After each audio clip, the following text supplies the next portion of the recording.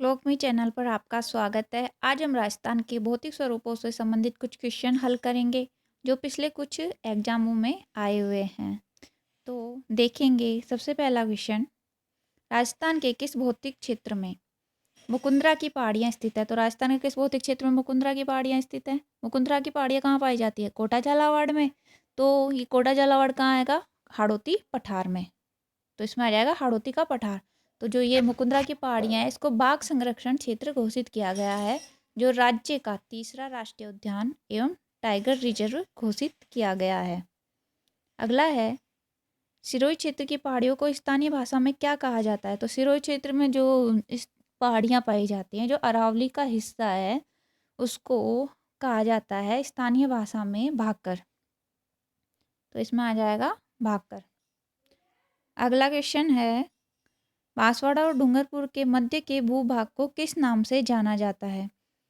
तो जो बांसवाड़ा और डूंगरपुर का जो मध्य का भूभाग पाया जाता है, मैदानी भूभाग होता है, वो तो पाया जाता है, वो कहलाता है मेवल। और जो ऊबड़ खाबड़ कटा फटा भाग पाया जाता है उसको क्या कहा जाता है? बांगड़। और बांगड़ है उसका दूसरा नाम क्या है? व्याघ्र वाट। निम्नलिखित में से कौन सा एक कारण राजस्थान में मरुस्थलीकरण का नहीं है? तो कौन सा कारण नहीं है? अतिचारण, वनोन्मूलन, शहरीकरण, अनुचित मृदा एवं जल प्रबंधन। तो इसमें कौन सा आ जाएगा? शहरीकरण। अगला क्वेश्चन है, अंतः प्रवाह क्षेत्र राजस्थान के जिस भाग में है वह है। तो अंतः प्रवाह क्षेत्र कहाँ पाया जाएगा? शेखावाटी प्रदेश में। शेखावाटी प्रदेश में कौन कौन से जिले आते हैं? जैसे चूरू, सीकर, झुंझुनू। तो ये मेन जिले हैं जहाँ पर अंतः प्रवाह का क्षेत्र पाया जाता है। तो सबसे लंबी अंतः प्रवाह वाली नदी कौन सी है? कातली नदी। तो इसमें आ जाएगा उत्तरी पूर्वी भाग। ठीक है। अगला है, राजस्थान के जिस जिले में 21 जून को सूर्य की किरणें सीधी पड़ती हैं वह है, 21 जून को सूर्य की किरणें सीधी कहाँ पड़ती हैं? तो कर्क रेखा पर 21 जून को सूर्य की किरणें हैं जो सीधी पड़ती हैं। तो यह कहाँ से गुजरती है? राजस्थान के दक्षिणी भाग से गुजरती है। तो कौन से क्षेत्र, कौन से जिले से गुजरती है? वो है बांसवाड़ा जिले से। और जो सबसे तिरछी कहाँ पड़ेंगी? जो इससे सबसे दूर स्थित जो जिला है वो उत्तरी भाग में कौन सा है? श्री गंगानगर जिला। ठीक है। अगला है, छप्पन का मैदान राजस्थान के किस भाग में स्थित है? तो छप्पन का मैदान और राजस्थान के किस भाग में स्थित है? छप्पन का मैदान राजस्थान के दक्षिणी भाग में स्थित है। ये राजस्थान के दक्षिणी भाग में छप्पन का मैदान स्थित है। और जैसे ये प्रतापगढ़ और बांसवाड़ा के बीच का भाग है, यह माना जाता है कि यहाँ पर 56 गांवों का समूह है, जिसके कारण इसको, जो इसका जो भूभाग है उसको क्या कहा जाता है? छप्पन का मैदान। और ये किस नदी बेसिन का भाग है? किस नदी बेसिन में स्थित है? तो यह है माही नदी बेसिन में स्थित है। और इससे संबंध ये भी पूछ लिया जाता है कि बांसवाड़ा बांसवाड़ा जिले में पाया जाता है, ये 56 बेसिन है, कौन से जिले में है? तो जिला पूछ लिया जाए तो वो आ जाएगा उसमें बांसवाड़ा।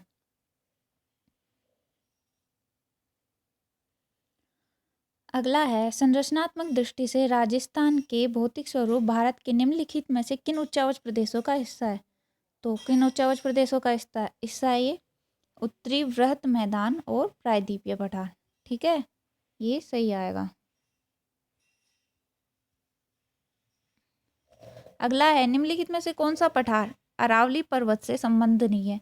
तो अरावली पर्वत से कौन सा संबंध नहीं है? अब देखो, लसाड़िया है, लसाड़िया उदयपुर में है। दूसरा उड़िया, ये भी है। ये है भोराट पठार, ये भी अरावली पर्वत से संबंधित है। तो तीसरा आ जाएगा इसमें बघेलखंड, ये अरावली पर्वत से संबंधित नहीं है।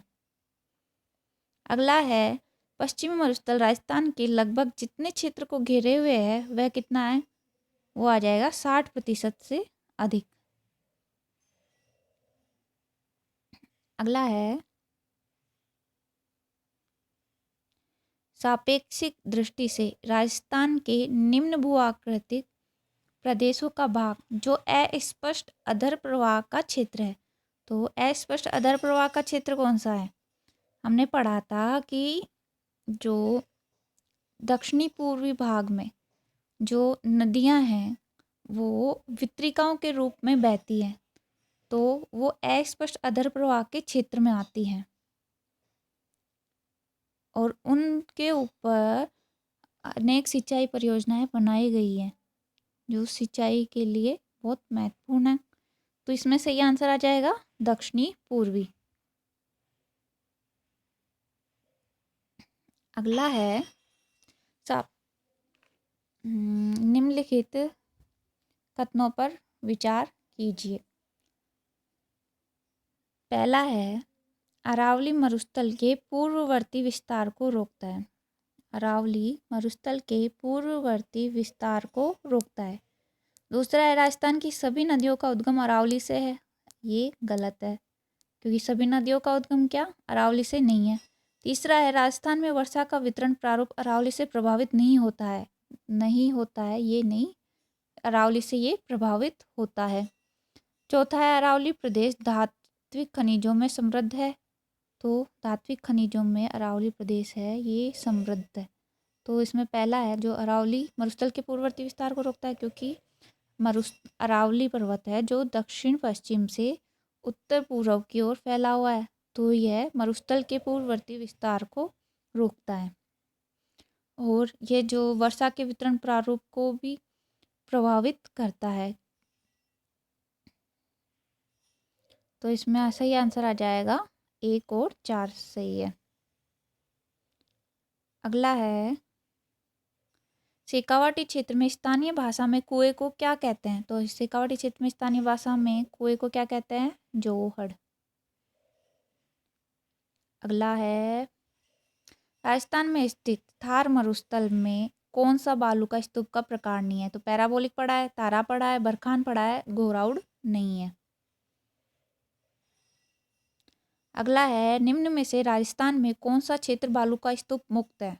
बालू का स्तूप मुक्त पूछा गया है, तो इसमें शेरगढ़ शिव नहीं आएगा, ओसिया शेरगढ़ नहीं आएगा, बायतू चोटन नहीं आएगा। इसमें आएगा फलोदी पोखरण। फलोदी जोधपुर में है और पोखरण जैसलमेर में है, जो बालू का स्तूप मुक्त है। राजस्थान का जिला जिसमें एक नगर लगभग 1300 मीटर की ऊंचाई पर बसा हुआ है वो कौन सा है सिरोही। राजस्थान में विंध्य कगार क्षेत्र किस प्रकार की चट्टानों से निर्मित है। तो विंध्य कगार क्षेत्र है जो किस प्रकार की चट्टानों से निर्मित है, वो बालू का पत्थर से निर्मित है।